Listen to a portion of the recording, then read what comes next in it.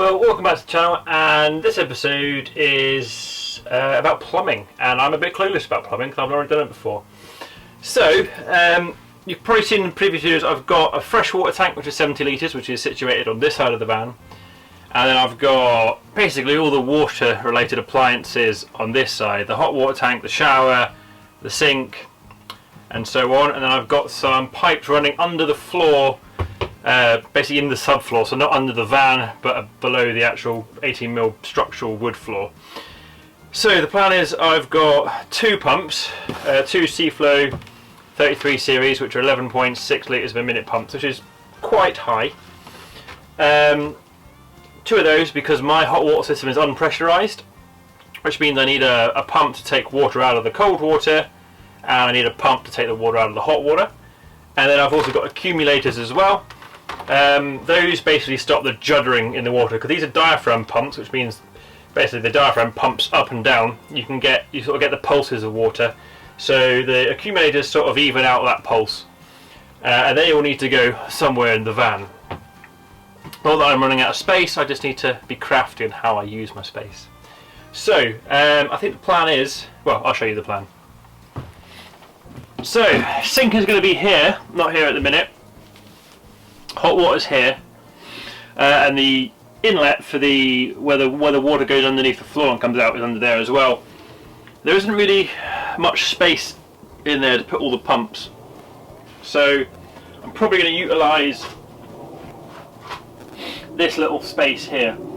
Forget the batteries here at the moment, I'll be building a wall around it. So water will come in from there under the fridge, in that unused bit of space, into this sort of unused awkward bit of space, and then its return will be either probably through the top of here. So that's the plan. So we need to get these all mounted up and connected up. We'll do the wiring later on. Utilising a space, although they stick up slightly above the kickboard, as do the batteries. So this is going to get a shelf built across it. So if I can keep these underneath here, it sort of does a good job actually using up that spare and empty space. Right, well, let's start some basic assembly. So each of these also comes with a little filter as well, just to block any debris going into the pump. The pumps are all full of water from the factory, just because it seems they leak test them before they send them out. And for joining them all together, just same as previous times, I'm just using Guest Speedfit fittings. Although these are plastic ones, I think I just have to hand tighten them, it says, and I don't use Teflon tape on these.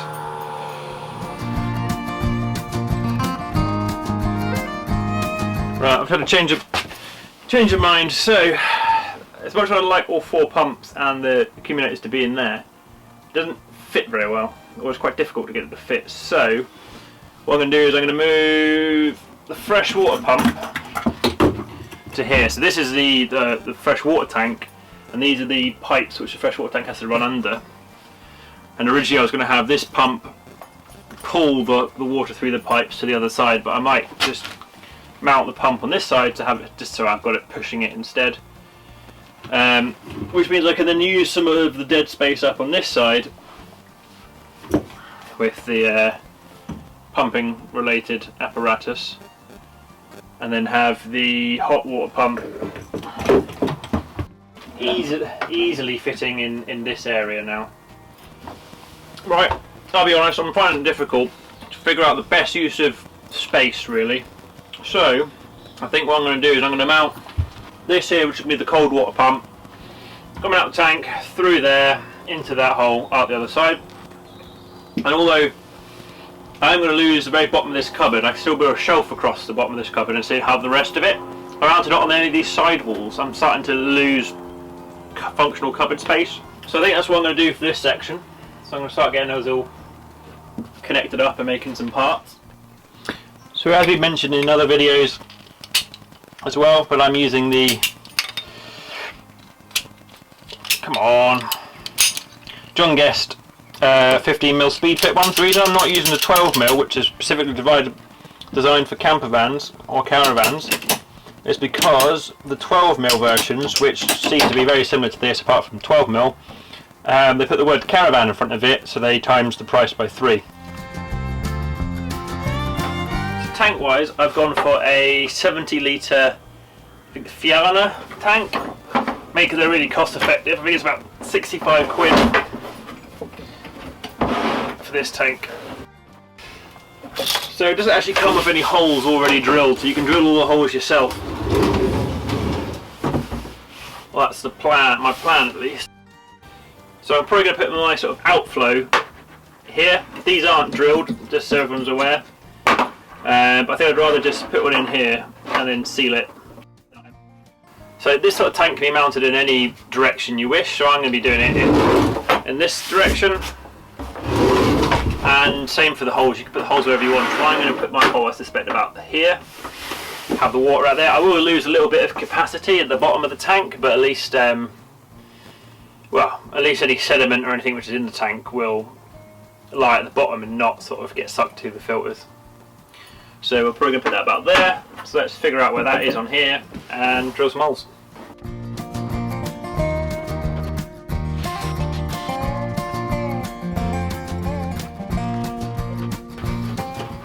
There we go. Hole cut, hole in there. So I've still got to do a few other things to this before it's finally mounted in.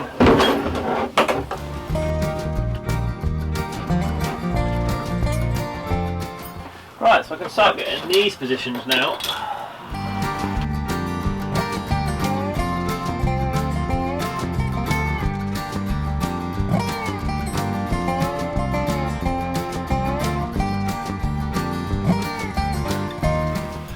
Right, it's been a few days since the last bit of footage, mainly because it's been me faffing about with plumbing parts, and just continuing running the camera to record it for the time lapses really does eat into my hard drive space with all of the 4K footage. So, I'll show you what I've done. Excuse the messes. And that random pipe.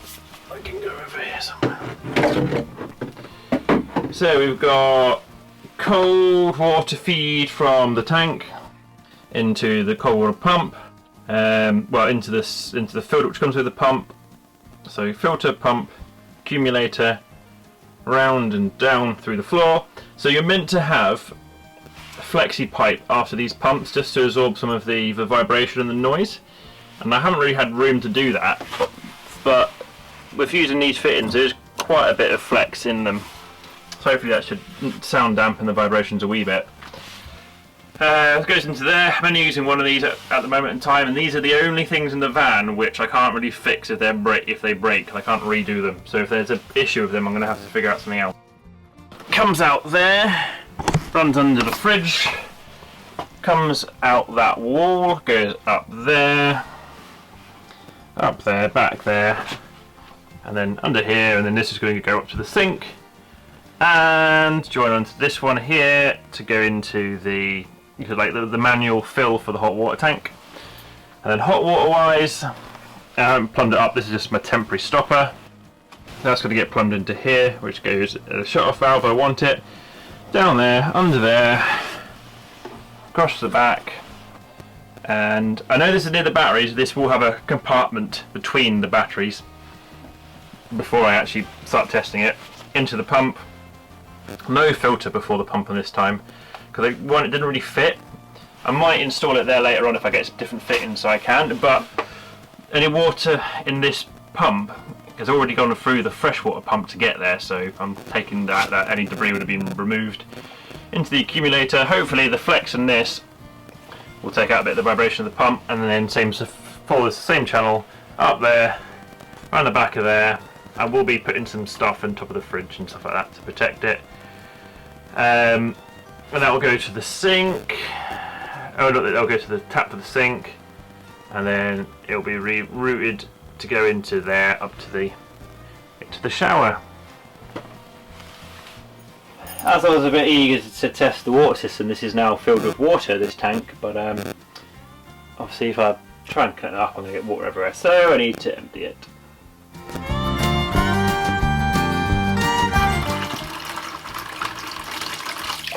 Whoa. still really quite hot from earlier.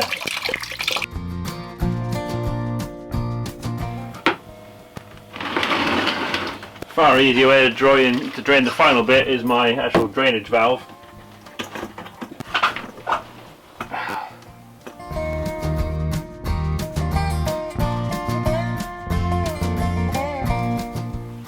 So time to get the kitchen tap installed. I'm just going to sit about there.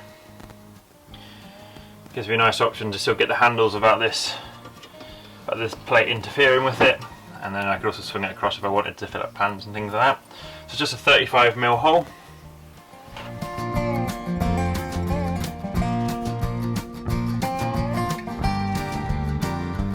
So just skip it ahead a little bit. The way these are going to get plumbed in is this is a check valve, basically double check valve, and there's two of them. Basically, so water, when the cold and hot water mixes in there, it can't backfeed into another system, into the other system. I'm just going to cut a hole in there to insert those, and then join them up there using the standard fittings, and then I've put a John Guest fitting on the end of it.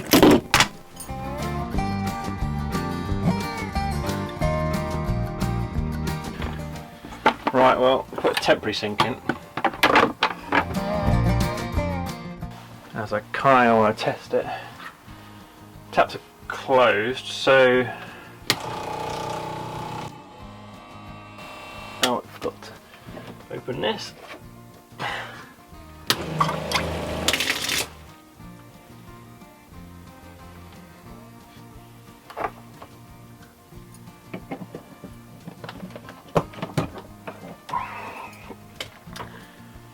May have forgot to put that cap back on.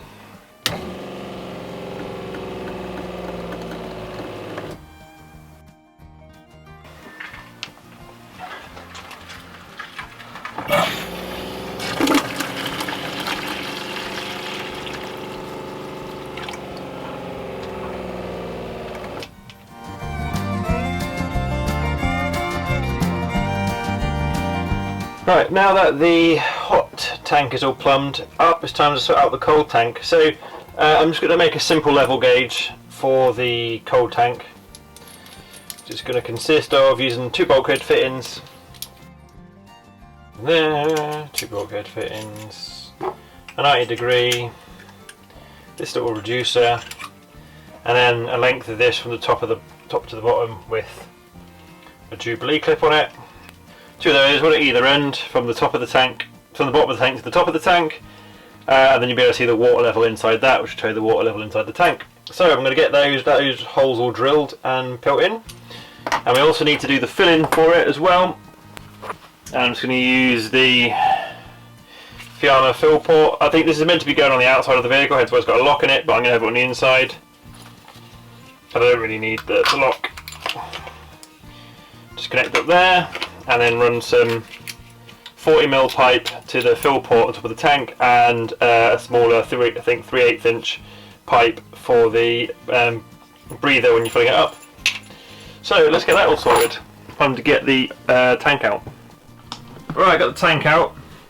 So I'm going to drill these out so that all the holes in this come filled, so it's a very adaptable tank to put it where you want in your own project. So I'm going to drill out these two holes, which is the main filling hole and the breather for it, and then I'm going to be putting my top and bottom of my height gauge there. The reason this section is not, the reason the height gauge doesn't go down to the very bottom of the tank is because I've got the sort of the kickbox area, and well, if I know there's no water at the bottom of that, then there's not much more before you can't get any water out of there.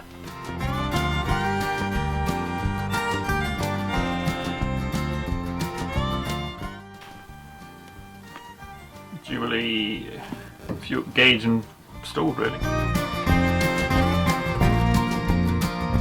Right, as of yet I don't have a proper place to put the filler cap, so I've just drilled a hole in my temporary worktop and just going to chuck it in there for the time being.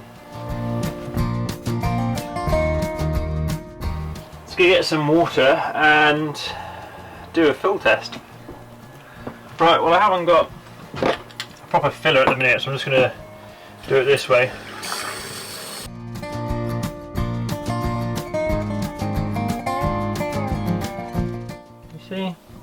that, the level gauge works. You see the line, it's quite hard to see on the camera, but it's quite a defined line. You can see, let's see how much water there is. So, a half full, nothing appears to be leaking yet. So, I think it's going to get some more towels and we'll test out. Right, extra towels. So, check everything's off. That's off. Kitchen tap's off. Shower tap cold's off. That fill tap for that tank's off. So the pump switch on here turns on both pumps, hot and cold, because I don't see any reason why I would want only one of them on. But although it's a 20 amp fuse for the circuit, there's a 10 amp fuse for each of them as well in line, so each pump's individually fused. So open that. That system should pressurise. Well, that system's pressurised. That's still going because there's no water in the hot water tank, so I'm just going to test the fill valve.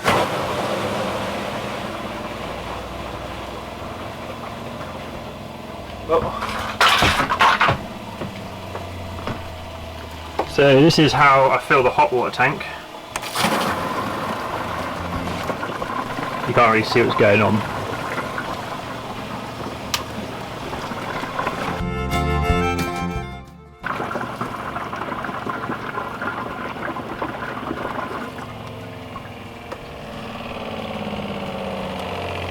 That's just going to carry on once it pressurizes. So it's pressurized, both systems are sitting at 45 psi. And I guess it's time to, well, check for leaks, really. Checking for leaks isn't the most interesting camera footage, so you stand there and I'll zoom around to test for leaks.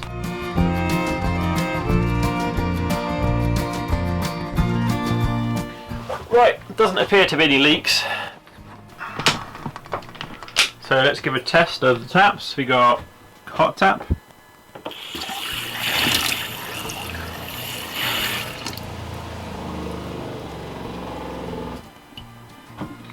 And cold tap.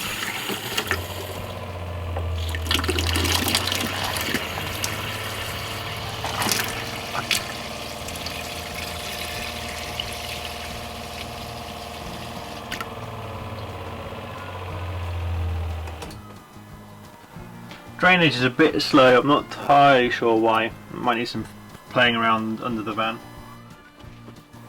That works, I guess the other one's test is if this works.